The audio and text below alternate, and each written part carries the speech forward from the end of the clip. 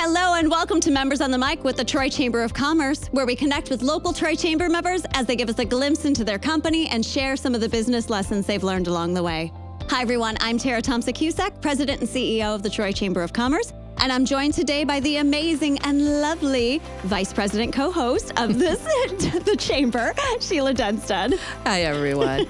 First, I'd like to take a moment to thank our presenting sponsor, Trion Solutions. Stay tuned for our very first commercial break where you can learn how you can rely on Trion. So Sheila, we have a guest that we both love. So why don't we just do some introductions on how amazing she is? I'm actually very excited to do this today. Oh, yay. I would like to introduce everyone to Allison Gorman from Gorman Real Estate Collective. Allison is a real estate broker, business owner, community powerhouse who's built her career on grit, authenticity, and unstoppable energy. She's not just selling homes, she's building connections and opportunities for others to win big. Known for her straight talk, quick wit, and genuine heart, absolutely. Allison brings boss energy to everything she touches. Allison is also the winner of the 2023 Troy Chamber Creative Disruptor Award. Woohoo! Everybody, meet Allison. Yay! Hi. So Allison, Gorman Real Estate Collective has been a member of the Troy Chamber for quite some time. And we're now able to sit down with you and have a podcast. So that's fun and exciting. Yes. But why don't you tell us a little bit about your journey with us and how you got to where you are? Well, you know, I really attribute the Troy Chamber to me actually having this entire career. So I started my journey with the Troy Chamber 13, 14 years ago when I was working with Northwood University. And my boss at the time, who I adore still, and we're very close friends, said to me, so we're going to start working with the Troy Chamber. They're going to be hosting their leadership enrichment here. You're going to need to be here at some ungodly hour. Like, I think it was like 7 a.m. or something to open the door. And I was like, are you kidding me right now? Like, okay, great. Yeah, I can't wait. At the time, it was Dmitry Kondroitov, who, I apologize if I'm saying his last name wrong, who was in charge of it. And he really kind of like coerced me into like, well, if you want to come and sit in with the leadership council, you can, you know, and I'm like, I'm just going to go over here and answer emails. But it really started that way. And then I started attending events. That led to me going to Leadership Oakland because they were a member. And so I got connected that way. At the time, you hadn't arrived on the scene yet. Not yet. This was pre-Tara. And I was working with Sheila a lot on how do we give representation to the company I was with. So I was attending a bunch of events. And during my time with Leadership Oakland, I decided to start real estate. And my very first client was from my Leadership Oakland class, and on and on and on. So as I transitioned fully out of education and into real estate, all of my very firsts came out of the Troy Chamber. First mortgage person that I spoke to, right? Like all of these connectors that not only helped me create my company that I have now literally a decade later, but they're very close friends, confidants, and people that I truly can count on for great advice, help, and just really heart. So I always attribute, it's very easy for me to speak about the Troy Chamber and why people should join because it's way bigger than come to a couple of happy hours or events like that. This is really family and that tight bond that you're looking for.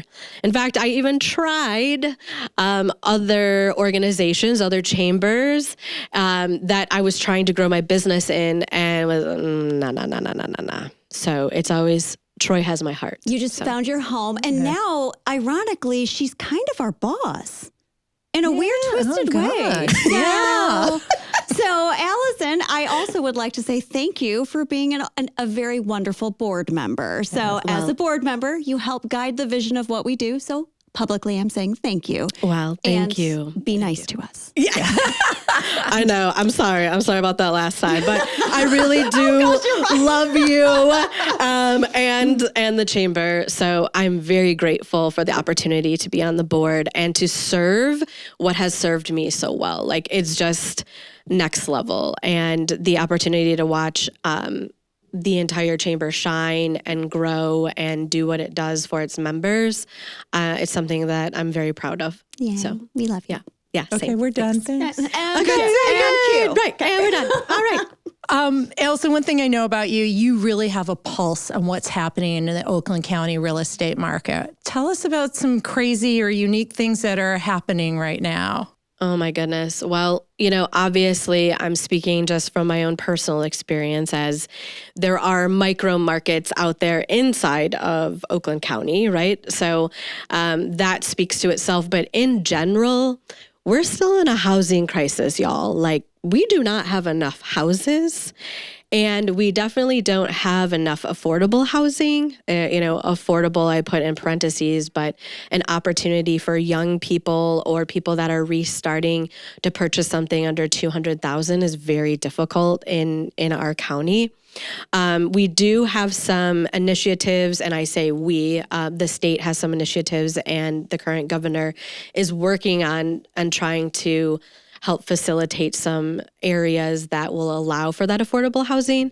But in general, we do not have enough housing, period. So what does that mean? It means that buyers are still really trying hard to get homes. Mm-hmm. Could be multiple offer situations still happening to this day.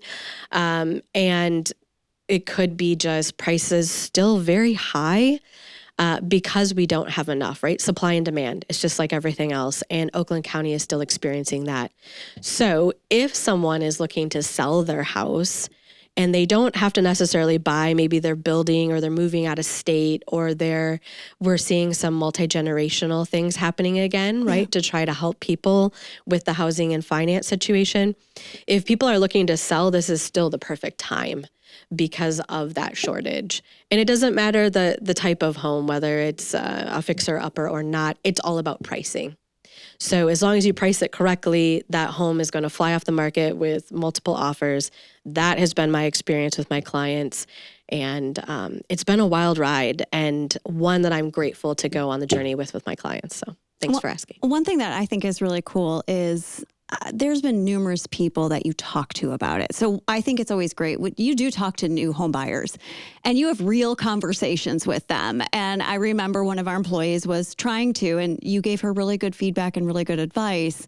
And it's that piece of being, you're not just doing real estate, you're almost kind of counseling people into their future steps. How do you go about maintaining that like kind of mentality around making sure you're putting them first in that? Yeah, well, and thank you for that feedback. And it's true. And what I've heard from a couple of different people as feedback is like, this is kind of your ministry. Truly. Right? Not to, and the other joke is always like, you're the only realtor that I know, broker that I know that tells people not to buy houses, right? So for me, it's always been about the integrity piece and being authentic. And I never want to see somebody get themselves into a situation that does not work for them because I had my own personal needs that I was trying to meet. Yeah. I really do enjoy connecting with the first-time home buyers as well. I think that they're able to take my feedback well.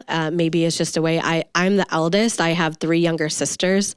So, I'll be like, listen, let me just tell you the real deal here, right? So there's that piece of it. And so that trust, when you're talking about hundreds of thousands of dollars, is imperative. Mm-hmm. Whoever you're working with real estate, they need to have your highest and best good as the forefront of the entire situation. And my goal has always been not to just help someone one time, but to be their real estate person, their like go-to for all the advice for the rest of their life. I had the opportunity last year.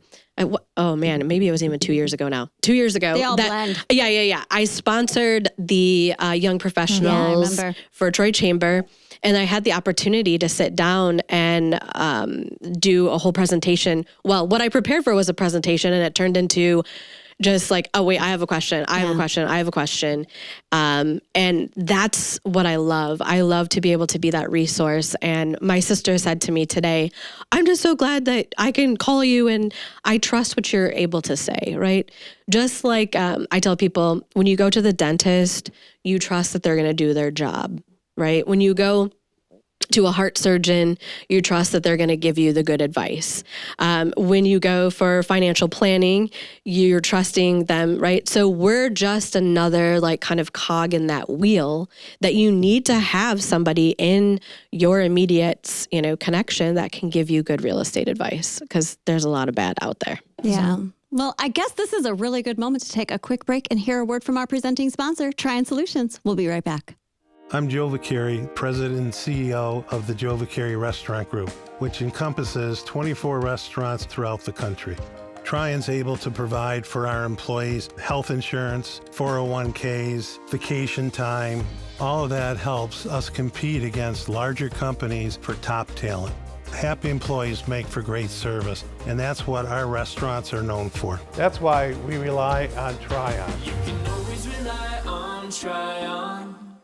Welcome back to Members on the Mic with the Troy Chamber of Commerce. We are here with Allison Gorman from Gorman Real Estate Collective. So, Allison, we know the real estate has been a very big topic. We've kind of chatted a little bit about that since some of the changes, especially with the National Association of Realtors last year. So, what changes have you seen in buying real estate since then? If you take a deep breath before, wow, Okay. wow. I'm like, hold on Take a it. minute. Okay, Take right, it, hold girl. on. Yeah, I know. Like the heart starts beating faster. In full transparency, for me, nothing has changed because I always did what I was supposed to be doing in my space. However, the overview is that commissions has come up as a question and a concern, and who pays whose commission, right? We have buyer's agents and we have listing agents, people that work with sellers and people that work with buyers, and who's responsible for commissions is ultimately when we kind of trickle it all down and get it to just bite-sized level. And this really goes back to what we just discussed about trusting who you're working with and understanding the advice that they're going to give you. And ultimately, it has always, since the beginning of time, commission has been negotiable, period. So if you sit with somebody and they're telling you that you have to pay them 7%, 10%, 5%, whatever it is, that is negotiable. And if they won't negotiate that piece, then it's up to you as the consumer, as the person purchasing or selling the home, to exit that. Wow. So, yeah, I mean, that's what it all boils down to. It was about commissions and who's paying what and who's responsible. And I'm happy to bore you to the death of details at some other time, but not on a lovely podcast. So it goes back to whoever you're working with, what is their integrity level? What is their experience level? And do you trust that they're going to do your highest and best good while purchasing your home or selling your home? So, Well, Dang, I just learned something. I know. I didn't even actually know it was negotiable at all. Oh, yeah, I know. oh my gosh. And we just got such a bad rap as realtors, because that's also a separate piece, right? So there's real estate salespeople and there's realtors. And that's different. Yeah. So as a realtor, we sign a code of ethics. We hold ourselves to a different level of integrity and standards. We're an association. We have a whole arsenal of things that we can use to assist our buyers and sellers, but it's different. And not everybody is a realtor. So they don't have to follow standards, rules, things. And that's where it's the wild, wild west. So I put my boots on and I get my hat and I'm like, let's go. Oh, good times. You've alluded to earlier, heart surgeons, financial planners, those kind of things. Those are huge decisions you have to make when you're looking at those people. What type of checklist would you put into place for people who are looking? Obviously, we know you're amazing. There's not even a question about that. Thank you. But say someone is looking, outside of yourself? What kind of checklist would you give them or tell them to look for as they're looking for people with integrity and they're incredible? Sure. Well, first off, it's experience, right? Like what type of experience do they have? Have they been in the industry for a long time or a short time? And don't be fooled. Timing does not mean expertise, right? The second piece of that is what sort of education do said people or said person have, right? So we go and take a class and then take a test and now we're in real estate. But what sort of additional training and background has the person had? Then really communication is the biggie. And are there people that you can speak to that maybe are references, right? And doing a little bit of Googling. Also, I just want to put it out here because I have the opportunity right now. Zillow is a liar. Like Zillow lies. Okay, stop telling me like, well, Zillow said my house. No. Did Zillow go into your house? Did you see a Zillow person at your house? No, you didn't. You did not. Oh man, I feel better. So, but my point is, look for information on the internets about said person too, right? So Zillow will have reviews and maybe do they have a website? Do they have something where you can kind of get some background information? And no, I always say to people, we're about to get into a relationship, like platonic, right? But we're going to be together purchasing likely the most expensive thing you've ever bought in your life and will buy. So are we the ones to do it together? And sometimes the answer is no. I've sat down with people and they have a very set style and type and I'm not the one. And I know it. And I will say, look, you really need to find and let me refer you to, but we're about to deal with lots and lots of money, lots and lots of questions, and potentially issues. So I want to know that you and I can work together. So these are questions like, if right out the gate you feel like, I don't think they could do this journey with me, they got to go. You got to find somebody that can speak your language while going through the transaction. So that's what I would say. So other than finding the person who is the right fit for you, Yep. What are some of the other advices you have for people who are going to sell a home or buy a home very soon? Don't be in a rush. Don't cut corners. If you're selling, so I work primarily with sellers at this point in my career, love buyers still, and a lot of times the sellers still have to buy. But when I sit down with the seller, I want a timeline. I want to be able to push 60 days, 90 days. I have a whole marketing system that I have put together that is there to strike specific results. So when I don't have that timing, it's not okay. Yeah.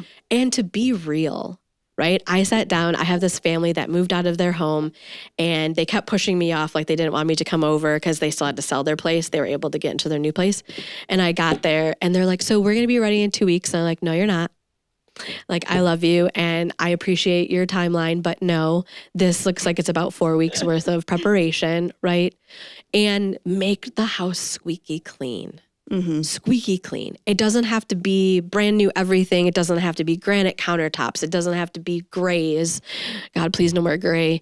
But it does need to be clean, right? That's the biggest one. People really appreciate and respect and will pay for clean. All right. Yeah. Allison, thank you for being here today. Mm. We were so excited An about honor. yours. Yeah, same. If you could leave our listeners, and I'm thinking really first-time home buyers, one piece of advice right now, what would it be that you can impart on them? Understand this is a long game. That you might be ready right now, but it might take several houses. And you really need to work with a professional that can guide you. It's not that it's hard to buy or sell. It's hard to do litigation. It's hard to do and to stay out of litigation. And it's hard to negotiate on your behalf, right? So I always say when people are like, well, I'll just do it on my own and save the money. There's so many statistics that they end up paying like 40% more because they don't know how to negotiate on their behalf. And if you're going to go to a Nerf gun fight and you just brought a bat Maybe bat's not the right word, but something that's lesser than a Nerf gun. Snowballs. Yeah, snowballs. So a Nerf gun fight, you're not going to be able to win the war. So you really need good representation, somebody that you can trust and know that it's not going to happen overnight. And if you don't win your first couple of houses, keep trying. It's okay. Don't be homeless. Make sure you give yourself time. So that's what I would say. Well, Allison, thank you so much for joining us. We really appreciate you and we love your energy and we always have fun when you're here. So thank you so much. Thank you. And that's all we have here today on Members on the Mic with the Troy Chamber of Commerce. Special shout out to our presenting sponsor, Trion Solutions. To learn more about the Chamber, go to troychamber.com. Thanks everyone. Have a great rest of your day. Bye-bye. Thanks.